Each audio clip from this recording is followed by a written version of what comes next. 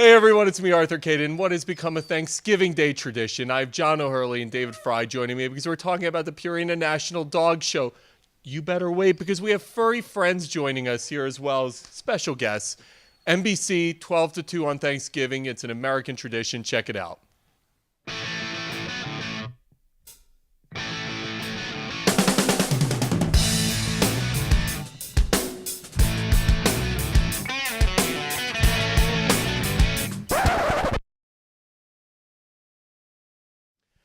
Hey everyone, it's me, Arthur Kade. And what has become a Thanksgiving tradition, I have Mr. John O'Hurley joining me, David. I know this is so important to you, and we have some new friends. Every year we have friends, and this year we have some new friends joining us from the Purina Dog Show. These guys are so adorable. I want to talk to you guys, but I want to talk to them more. So 25 million, I heard you saying you're hoping for this year. Yeah, that's about the audience we've been getting. Traditionally, it's become such a Thanksgiving tradition because it's the perfect family day. Families love to get together, and everybody loves their dog, so there's really not much to compete with it. Usually someone grabs the remote and says, "We're watching the dog show," then football.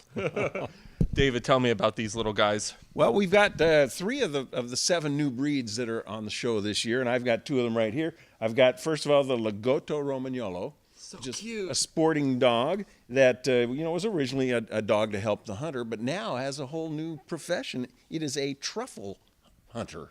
Hunting truffles, that they find the truffles and they don't damage them like some of the previous truffles hunters did. But truffles are worth more per ounce than gold. So having a dog like this might be able to help you become a successful restaurateur. Danny Meyer from Union Square Cafe and Gramercy Tavern has a Lagotto Romagnolo. I don't know if he makes it work or not, but it's kind of fun. This is a Spanish water dog, another herding dog. Not really a water dog per se, but an all-around farm dog from Spain in its history.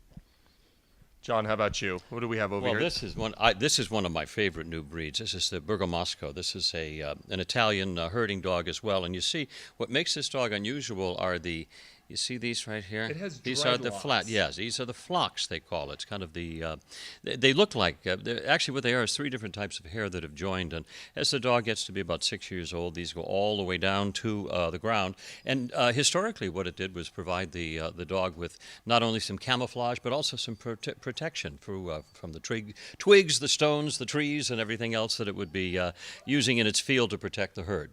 Essentially, we have the Bob Marley of dogs over here. It's incredible. It's the portable car wash, really. Kind of. Yeah. So this year, obviously, the show, what can people expect? Well, the same as always, great entertainment. Nearly 199 different breeds and varieties, 1,800 different dogs. They'll get to see some of everything. So it'll be fun. We want it to be a celebration of your own dog at home because the real best in show dog is the one that's sitting on the couch next to you anyway. But we're going to share ours with you as well. What were some of your favorites to see at the show this year, John?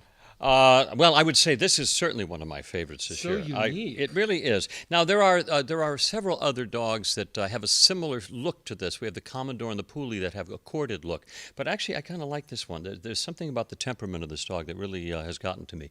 We did a lot of the pre-press with this breed, and I really kind of fell for it. As you can see, it has such a wonderful demeanor as well.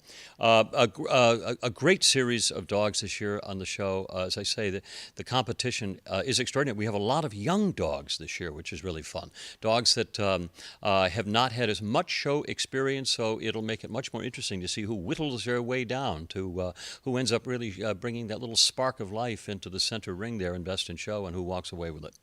Every year I speak to you, you have 1,000 new projects happening. What's happening this year? I saw a musical, I saw a play, so much great stuff. I have, I just premiered my one-man show, A Man with Standards, about a month ago, which has been very successful. I'll be doing a tour of that. I have Chicago the Musical on tour starting in February as well, all around the country. And then Friday morning, I will fly back and I will be in rehearsals for a special production of Peter Pan in Los Angeles. We have an all-star cast from the kids from the Disney shows, and then I'm playing Captain Hook. So it's going to be a fun holiday season for me.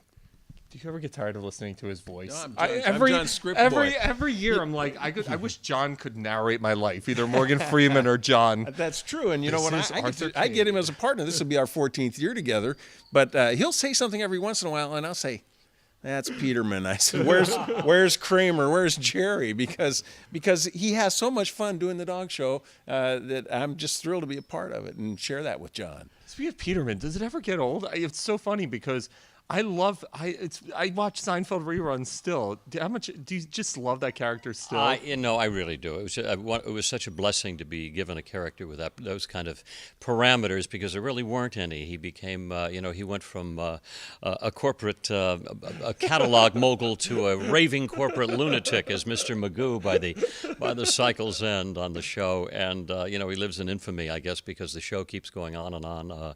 But no, I love the character, and the P.S. to the story was the year after Seinfeld ended, I bought the company with the real J. Peterman.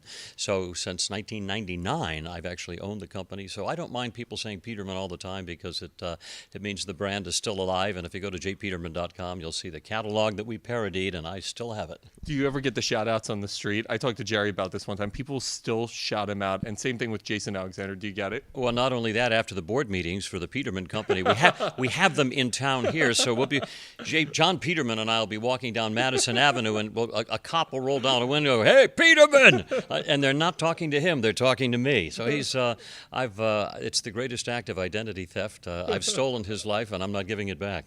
Congratulations, guys! Every year, obviously, 20+ million tune in, and these guys, I want to take them with. If my apartment could hold all three of these, I think I would absolutely steal them, especially the truffle hunter, because that's what you never know in your apartment. Your apartment, there's got to be a truffle. There could be truffles hiding out somewhere. Right. Does your mother ever come back and visit you? Go, I smell truffles. Are there truffles here? I smell truffles.